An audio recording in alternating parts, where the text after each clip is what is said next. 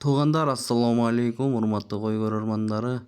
Саламатсыздарбы? Келе жаткан Курман айт майрамыңыздар менен мынакей семиз кочкорлор сатууга чыгып жатат. Бишкек шаары, Алла-Мөдөн району, село Ленинскийде, жолдун боюнда, трассанын.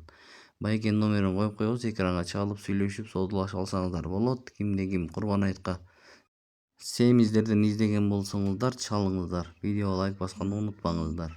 Assalamu alaikum cemaat. Mına bugün Kuda kalasa 26 may Kurban ayıtka mına at korumkada turgan koçkorlar geldi. Mına son 35-40 kilogram koçkorlar.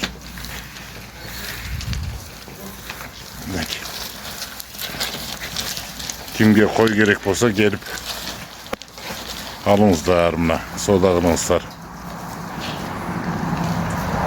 Sonun büt barısı semiz. Ayva yetti koçkorlar.